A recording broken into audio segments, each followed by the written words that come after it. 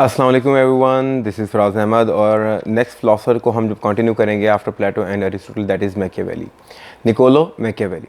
Niccolo Machiavelli अब मैं हर दफ़ा आपको बताता हूँ कि हमने एक फ़िलासफ़र को जो है पढ़ना है उसके कंटेम्प्रेरी एरा के दौरान, कि उसके वक्त के दौरान जो है, उसके टाइम के दौरान जो है वो क्या चीज़ें ऐसी ऑर्गेनाइज हो रही थी जिसकी वजह से उसने अपनी फ़िलासफ़ी जो है वो प्रोपोनेंट की, एक्सपाउंड की। तो निकोलो मैकियावेली जो है वो फ्लोरेंस इटली में पैदा हुए 1469 के अंदर, और 1527 के अंदर जो है वो उनकी डेथ होती है। A small period of his life time but much much much attainment during this short period of life time. और यहाँ पर निकोलो मैकियावेली जो है उनको बहुत से मतलब कि एक्सट्रीमिस्ट अलकाबात से पुकारा गया। उनको अल्लामा इकबाल ने शार्प एजेंट ऑफ डेवल का नाम दिया। जो हमारे पॉलिटिकल साइंटिस्ट हैं, एनालिस्ट हैं, उनको एपेस्टल ऑफ पावर पॉलिटिक्स के नाम से पुकारते हैं। उसके बाद उसको जो है the beloved most hated but beloved profit of secularism का नाम भी दिया गया। तो ये डिफरेंट टाइटल क्यों मैकियावेली को दिए गए, हम इसके अंदर एक इन लुक करेंगे। तो सबसे पहले आपने याद रखना है कि निकोलो मैकियावेली जब पैदा हुए तो उस टाइम इटालियन एम्पायर जो थी वो डिसइंटीग्रेशन की तरफ जा रही थी। वो अपने जो यूरोपियन पावर्स हैं उनसे जंगें हार रही थी, और ये हालात देखकर निकोलो मैकियावेली जो है वो दिल बर्दाश्त हुआ। Obviously everyone loved his mother homeland, तो उन्होंने भी कहा कि this is the wrong thing to do, और हमारा जो लीडर है वही उसने ही कंप्रोमाइज़ किया, जिसकी वजह से हमारी जो एक लेगेसी है इटालियन एम्पायर की वो कंप्रोमाइजेशन की तरफ जा रही है। तो हमें ऐसा नहीं करना चाहिए। We have to do something for the betterment of our empire. तो यहीं पे निकोलो मैकियावेली ने, who was the bureaucrat at the time, उन्होंने जो है अपनी प्रोपोनेंट की फिलॉसफी ऑफ द प्रिंस। तो द प्रिंस उन्होंने बुक लिखी, उस द प्रिंस के अंदर ही उन्होंने पावर पॉलिटिक्स का सारा कॉन्सेप्ट दिया।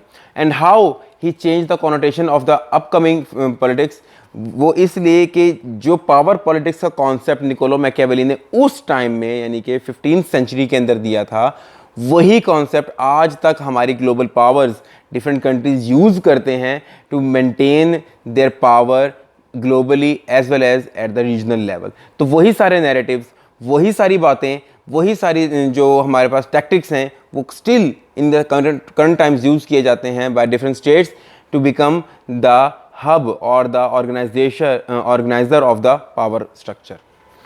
तो इसलिए हम मैकियावेली को बहुत ज़्यादा प्रोपोनेंट करते हैं कि उन्होंने वो कॉन्सेप्ट दिए जो आज तक हमारे पास प्रेवलेंट है। और इफ़ एनीवन रिमेंबर कि when Imran Khan was coming back from his tour to UN, तो जहाज़ में बैठे हुए शाह महमूद कुरैशी के साथ जो बुक जो मिस्टर इमरान खान रीड कर रहे थे, उस बुक का नाम भी द प्रिंस था, and that was written by your Niccolo Machiavelli.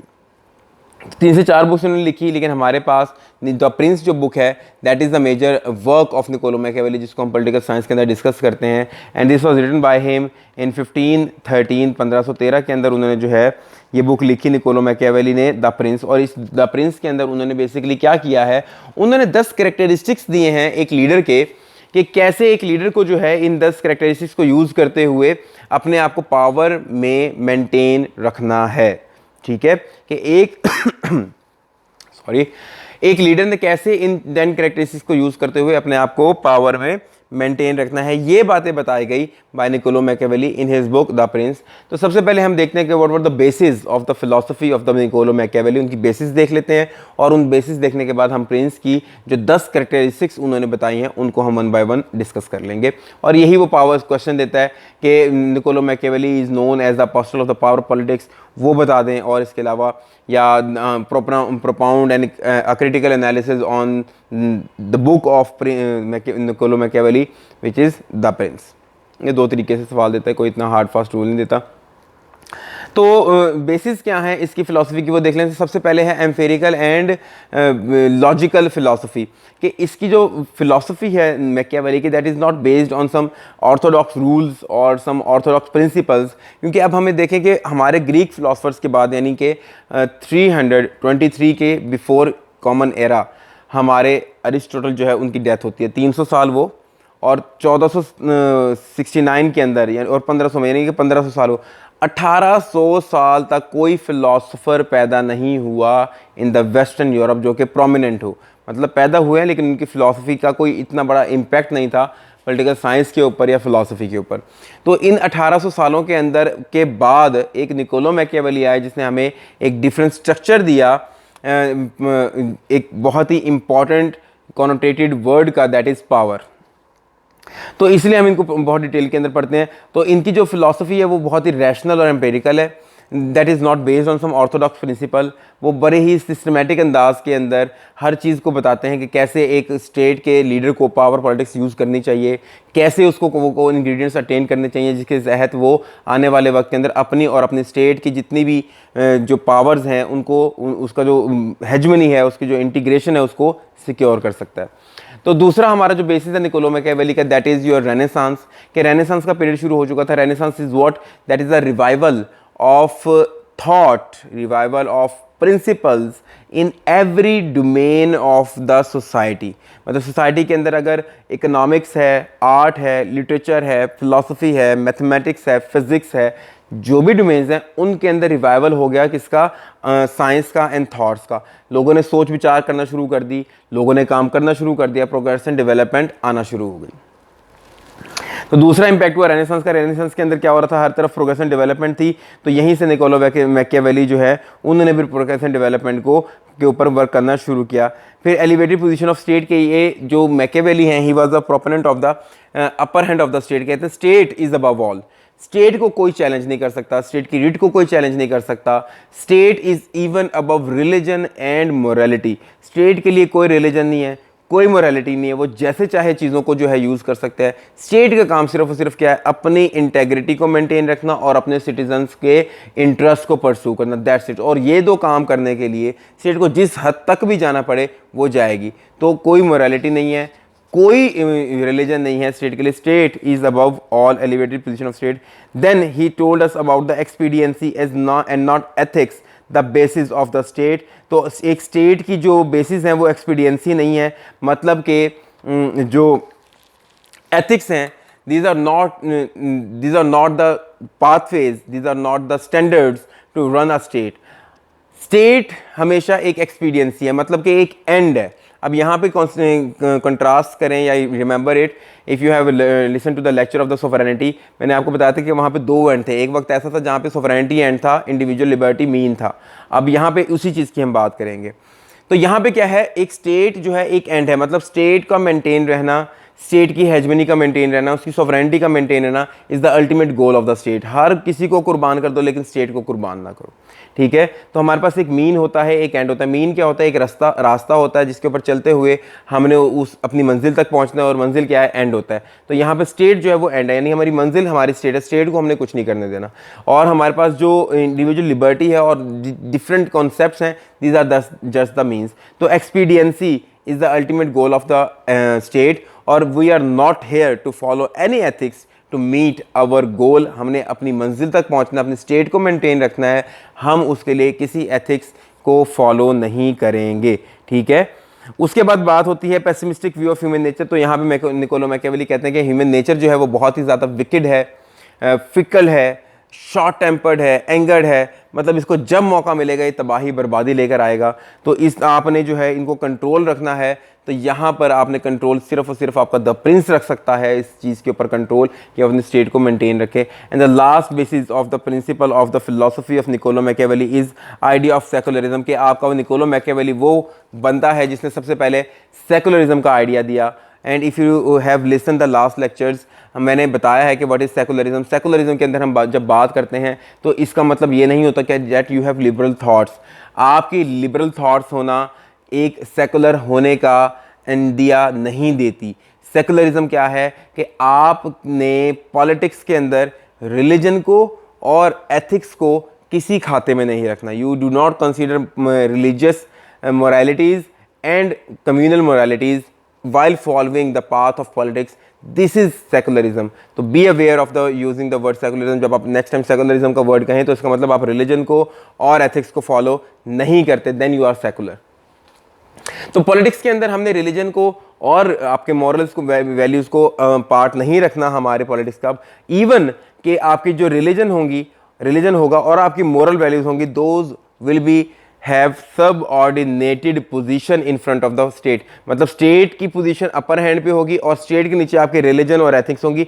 मतलब कि स्टेट जो कहेगी रिलीजन और एथिक्स ने भी वही बातें माननी है, ठीक है। मतलब state will not be run according to the religious moralities or the religious rules and regulations or the ethical rules and regulations. State has no rules.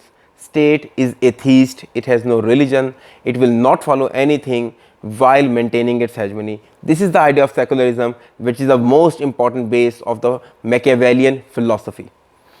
तो these are the basic basis of the philosophy of the Machiavelli. इसके बाद अगर हम forward move करें तो हमारे पास आते हैं 10 कैरेक्टरिस्टिक्स ऑफ द प्रिंस, वो 10 रसूल जो कि मैकियावेली ने बताया कि एक प्रिंस को लाजमी और मलजूम है फॉलो करना, ताकि वो अपनी और अपनी स्टेट का जो ऑनर है, उसकी जो हेजमनी है, उसकी जो मेंटेनेंस है, उसको अपहेल्ड कर सके।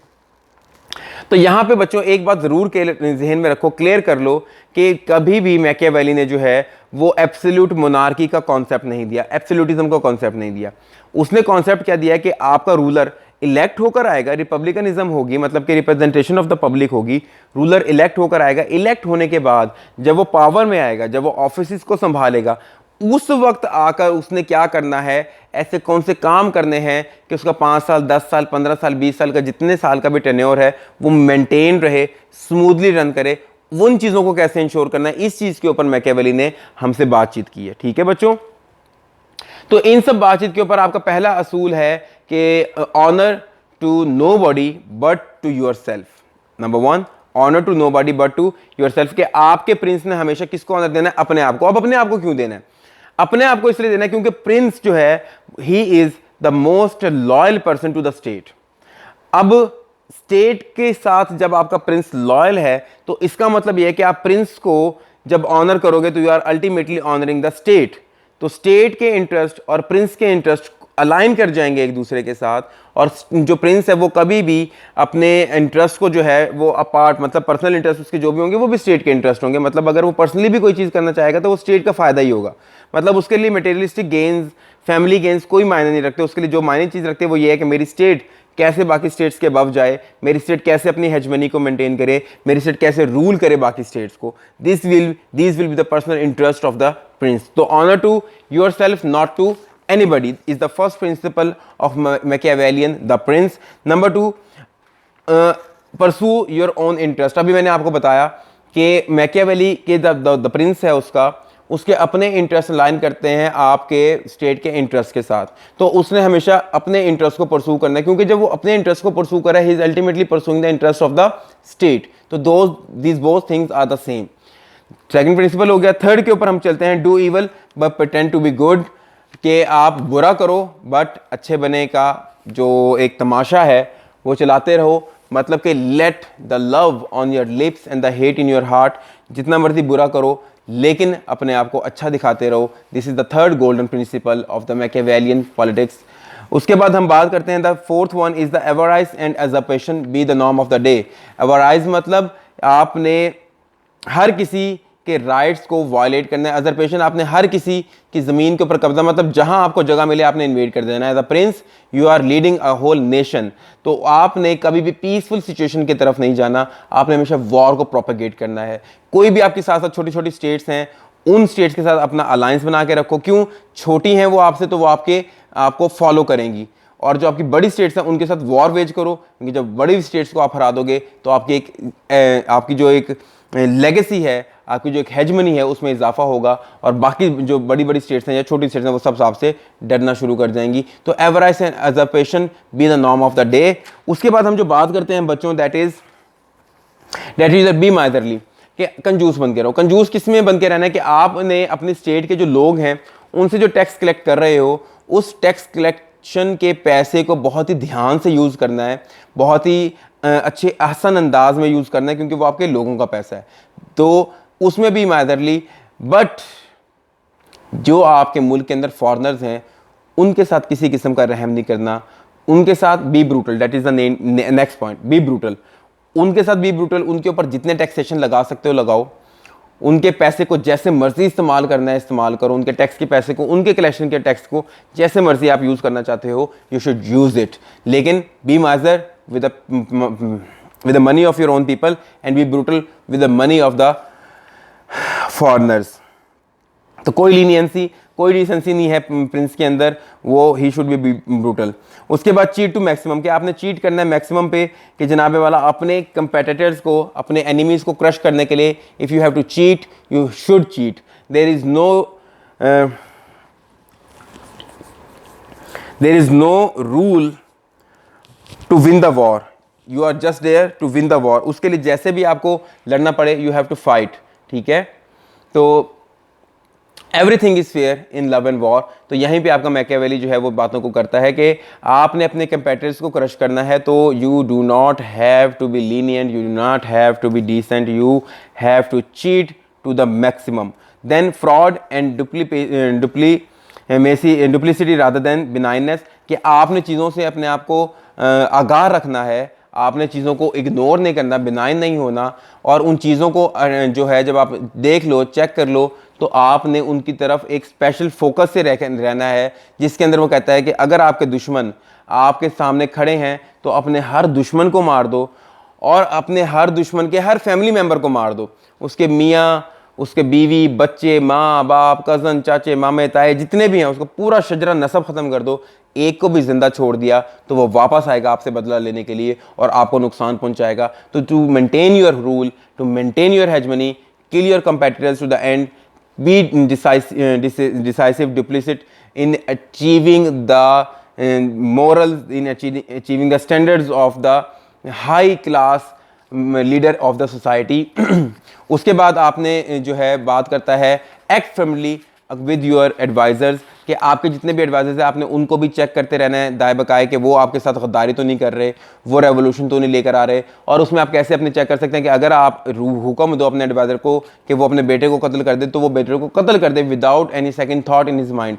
इस किस्म के लॉयल एडवाइजर आपके प्रिंस के होने चाहिए, तब वो कामयाब होगा, अदरवाइज नहीं होगा। The last principle is he should be a military genius. आपके प्रिंस को हर तरह की मिलिट्री पावर का, हर तरह की मिलिट्री टैक्टिक्स का अंदाज़ा होना चाहिए, हर तरह की पावर्स का, हर तरह के वेपनरी को यूज़ करने का अंदाज़ा होना चाहिए, और उसे पता होना चाहिए कि मैंने एक जंग को कैसे जीतना है।